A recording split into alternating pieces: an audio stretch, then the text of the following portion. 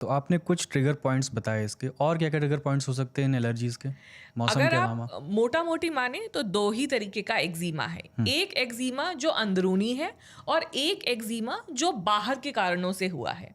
अंदरूनी एक्जिमा मतलब आपने उसके लिए कुछ नहीं किया, बस आपको होना था तो हो गया। इम्यून रिस्पॉन्स है। इम्यून रिस्पॉन्स है हमारी बॉडी में। हमेशा कहती हूँ कि एक मशीन है और एक मशीन में भी शॉर्ट सर्किट हो सकता है, और इसी तरह के शॉर्ट सर्किट से कई बार ये अंदरूनी एक्जिमा हो जाता है, जिसको हम लोग एंडोजेनस डर्मेटाइटिस बोलते हैं।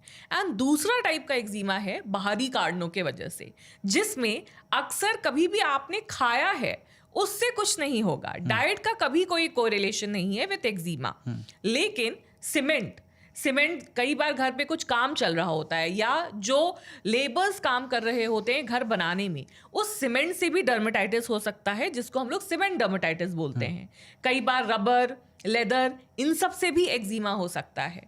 आपके आर्टिफिशियल ज्वेलरी से भी लोगों को एलर्जी हो जाती है। तो हेयर डाई से एलर्जी हो जाती है। तो ये सारे बाहर वाले कारण हैं कि बाहरी दिनचर्या के वजह से आपको डर्मेटाइटिस या एक्जिमा हो रहा है। अच्छा, मैं ये देख रहा था कि जो कुछ सीवियर डिजीज़ होती है, जैसे लिवर की डिजीज़ है, अपने एडवांस स्टेज पे होती है, तो स्किन में खुजली, लोगों को परेशानियां होती हैं, और ये एक सीजनल एलर्जीज़ अलग हैं। अगर आपको कोई पहले से डिजीज़ है, उसकी जो एलर्जी है, उसकी जो खुजली सामान्य भाषा में कहें तो जो महसूस हो रही है स्किन पे, और ये जो ट्रिगर से हुई है मौसम से, या जो आप कह रही हैं पॉलन से या किसी मौसम से, सीमेंट से, ये कितनी अलग होती हैं? देखिए, एक इसके सिम्टम्स मैं पूछ रहा था। हाँ, एक पेशेंट आएगा इचिंग के साथ। अब वो बोलेगा मुझे खुजली हो रही है। ये एक स्किन केयर एक्सपर्ट का काम है ये आइडेंटिफाई करना कि वो खुजली किस कारणों से हो रही है। हम इसके लिए, वो कहते हैं ना, सिम्टम और साइन। पेशेंट हमेशा सिम्टम लेकर आएगा और हमें कुछ इस तरह के सिग्नल्स या साइंस ढूंढने पड़ते हैं ये आइडेंटिफाई करने के लिए कि उस इचिंग का क्या कारण है। जैसे कि आपने बोला लिवर डिजीज में भी इचिंग होता है, इसको बिलियरी प्रूराइटिस कहते हैं। हमारे लिवर से अटैच गॉल ब्लैडर होता है, उसमें बाइल एसिड होते हैं, वो हमारे फैट को पचाने के काम आते हैं और वो कॉन्स्टेंटली रिलीज होते हैं ताकि हम जो भी अपने खाने में फैट ले रहे हैं वो एब्जॉर्ब हो जाए। अगर आपका लिवर सही से काम नहीं कर रहा है तो वो जो बाइल एसिड सिक्रीट हो रहा है वो वेस्ट चला जाएगा और ब्लड सर्कुलेशन में आ जाएगा। उस बाइल एसिड के एक्सेसिव होने की वजह से लिवर रिलेटेड इचिंग होता है, जिसको हम लोग बिलियरी प्रूराइटिस कहते हैं। अब हम कैसे ये आइडेंटिफाई कर पाएंगे कि वो इचिंग एक एलर्जी, एक्जिमा, स्किन डिजीज के कारण है या इंटरनल कोई प्रॉब्लम है? जो इंटरनल प्रॉब्लम की वजह से इचिंग होती है उसमें आपको किसी तरीके के स्किन लीजन नहीं दिखते हैं। अच्छा। उसमें आपको सिर्फ मैक्सिमम दिखेगा स्क्रैच मार्क, मतलब आपने खुजली की उसके वजह से वहां पे स्क्रैच मार्क आ गया। ड्राइनेस भी दिखती है क्या? Dryness is a cause of itching. अच्छा।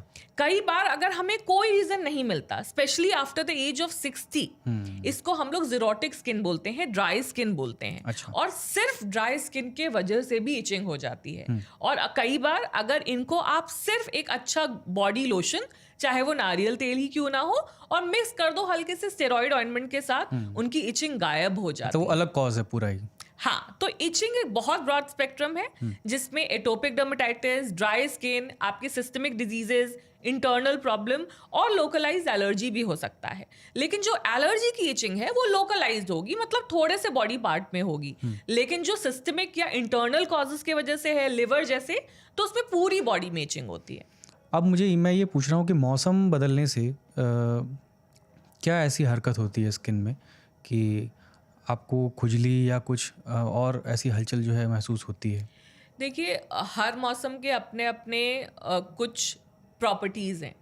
जैसे अगर आप समर और मॉनसून की बात करें जो अभी चल रहा है, इस दौरान आपको कीड़े रिलेटेड प्रॉब्लम्स बहुत आएंगी।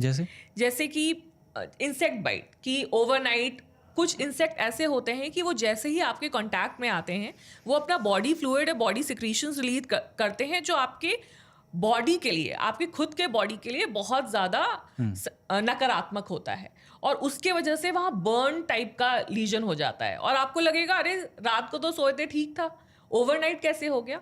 तो वो इंसेक्ट बाइट डर्मेटाइटिस होता है। सिर्फ रेंगने से ही क्या, कि काटने से? सिर्फ रेंगने से भी। अच्छा। क्योंकि उनका बॉडी फ्लूइड निकल जाता है और वो हमारे बॉडी के लिए सही नहीं होता, या तो एसिडिक होता है या अल्कलीन होता है।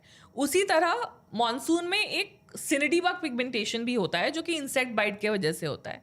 उसमें आपको लगेगा ओवरनाइट आपके बॉडी में ब्राउन कलर के मार्क्स आ गए, ऐसा लगेगा कि फ्रेकल हो गया है, या आपको लगेगा ये पिगमेंटेशन कहाँ से हो गया, और वो भी एक इंसेक्ट के वजह से होता है जो कि आपके स्किन के कांटेक्ट में आके इस तरह का रंग छोड़ देता है। तो मॉनसून वाले में इंसेक्ट बहुत कॉमन होगा।